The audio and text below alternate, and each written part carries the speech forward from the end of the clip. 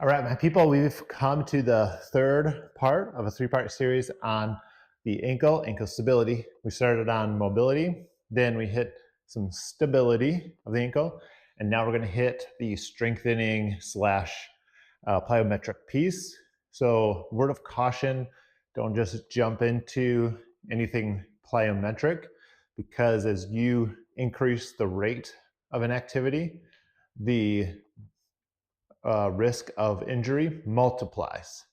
So faster rate and velocity, the exponentially higher the risk becomes of getting injured. And exhibit number one is sprinting. So if you've ever just not sprinted for months or years, and then you try to pull one off, at the softball game on the first night of not playing in 3 years, and you thought you could just sprint to first base, and then you come up with that pulled hammy, then you know what I'm talking about. So make sure you've progressed through these steps before you hit some of these. We're going to jump right into it. I'm going to give them to you in an order that I would work up to. So as we work from 1 to 2, know that you want to master and feel really good with number 1 for probably at least a week or 2 before moving on to number 2. Depends on how old you are too, and your age, and how much fast twitch muscle you've lost. This is important, especially for older people, you older guys, that after 30, muscle tissue starts to drop off if you're not using it. And that's generally speaking. But fast twitch muscle, which is the muscle responsible for these power movements and quick movements like sprinting and jumping, that drops off to an even steeper, at a steeper rate than just your general muscle tissue. Especially then after 60, it really starts to fall off at an even greater exponential rate of dropping off. This is the primary reason why older people, once they get in their 70s, have lost almost all of their fast twitch muscle, and they fall not so much because of balance issues, which definitely could be part of it too. We do lose balance acuteness, but it's usually due to an inability to regain your balance once you've kind of lost it. So we've all, even when you were 20, you kind of missed a step or missed a curb slightly, but you were able to catch yourself because you had that fast twitch muscle and you could recover. If you've ever seen an older person fall, it's almost like they're going in slow motion. They're just slowly tipping, and it's not so much that they lost their balance, but it's that they can't recover quick enough.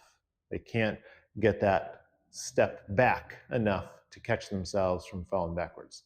So that's why fast twitch is important. So approach it carefully though, because it is high injury risk if you are, especially if you've lost a lot of that fast twitch muscle. You can get it back though. So this is a good way to get it back. So let's get started with those. The first little set, what I like to do to start to get that hoppiness, and you want to think your tendons are like springs, and so they're quick, they're hoppy, they're bouncy, and that's what you want to think as you're working these. So a first one, the old butt kickers. I like to do those going forward. So the butt kickers are you're quick on your toes and you're just slowly moving forward.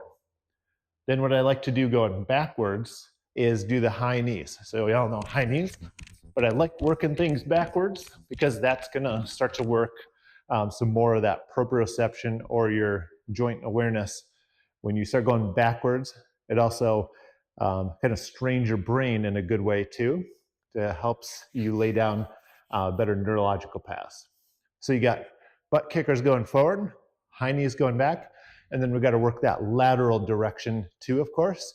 So we all know the karaoke motion, front, behind, right? Front, behind. So you're going to work that both ways, front, behind, being really light on those toes. Okay? So that's number 1. Get those down, and then you can move on to number 2. Number 2 is going to be pogos. So with pogos, what you're trying to do, get on the black here, is bring your ankles up as quick as you can. You're trying to just land on your forefeet. So if I'm doing 2-leg pogos, looks like this. So you're really popping your forefeet off. You can work to 1 foot. You can also start to do those forward. So forward, let's go 2 feet. Look like this. Work it backwards. Pull the ankles up. You can go sideways. Sideways. And again, you can progress. Once you get 2 legs, go to 1 leg. So all directions, that is step 2. Okay, then step 3, I'm gonna pull out my weighted jump rope. I think this is a good way to get that fast twitch muscle. And I'm not good at jump ropes, so you're just going 2 feet, go to 1, and then, you can do all kinds of stuff. I'm not gonna embarrass myself here with that, but I like that as one of those steps to getting that plyometric back. It's a really good thing to interrupt your sitting day also if you're at work.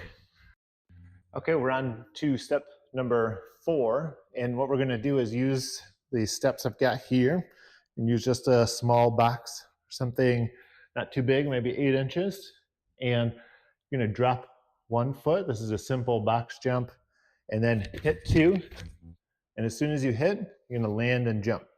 I'm gonna switch the lead foot, and you'll notice how we're throwing those arms in. It's really easy at first. I'm not trying to get anything huge, 50% maybe effort.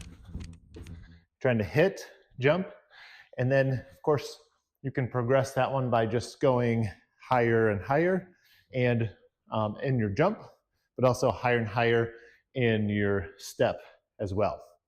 Okay, all right, now let's hit a couple more. So another one we can do, if we've got something to jump over, let's say we've got this foam roll here. We're gonna work that lateral motion. Again, we wanna never forget the lateral direction. A lot of people, especially runners, just work this forward direction, work only in this planes, maybe squats and that, and everything is in this forward, backward direction, but they forget about the lateral direction. So we don't wanna do that. So one that I like here, get into a little bit of a squat. What you're gonna do is hop over and then hit it with a jump. So again, this is hitting a plyometric where you're getting a stretch and then you go right to a jump. So here, over. So you're trying to go the same time as quick as you can. Get faster and faster, get a little higher and higher on those. Okay, so we got that one. Now, I'm gonna show you the next one, which is very fun, and this is called bounding. So with this one, now you would want a lot more open space that I'm gonna show you here, because this is also what I call like puddle jumping. So now you're really getting out there and you're trying to get that hopping motion and push off the floor that way. So I'm gonna actually back this up and show you from a distance because that's just a little too short. But the way I explain it is, pretend when you start off, it's almost the most awkward to start off. But pretend I've got a big puddle right here. I'm trying to jump over it. And then imagine you've got several puddles. You've only got room for 1 foot to land and hop over the next one. So you're gonna start here, push, pop, pop, pop. So you're pushing off, you're trying to pop off as quick as you can. Get that foot off the ground like it's hot lava, and start with that jump, that first jump, boom, and then pop. Right there. So the goal of that one is that you're trying to get the greatest distance or cover the greatest distance in the least or fewest amount of toe touches. Okay, so then last on our list would be this guy here. You don't have to use this kind of guy, but the last piece is a sprint, and to save that last because sprinting is basically doing what we just did, that bounding motion, but a bunch of times in a row. Okay, so sprinting, what I like about these manual treadmills, especially these curved ones, too, it's going to help you forefoot land, but also it will speed up as quickly as you speed up. So you don't have to like hit a button and speed it up. It goes how fast you go. So for these, if you've got one of these, this is fantastic. It's pretty hard to quickly get your pace up on a regular treadmill. You can try that. I feel like it's a little dangerous, it's tough. But ideally, if you've got a track or something or outdoor space, use that. So as I do these sprints, I usually hold on to warm up.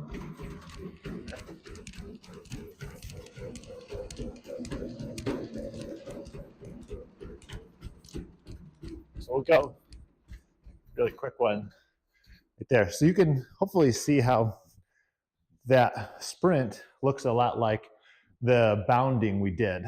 So that's why you want to make sure you've got that down before you hit those sprints.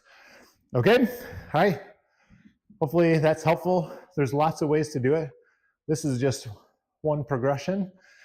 So hit me up with comments too if you have questions on other exercises or anything like that. Hopefully it was helpful. And I'm going to go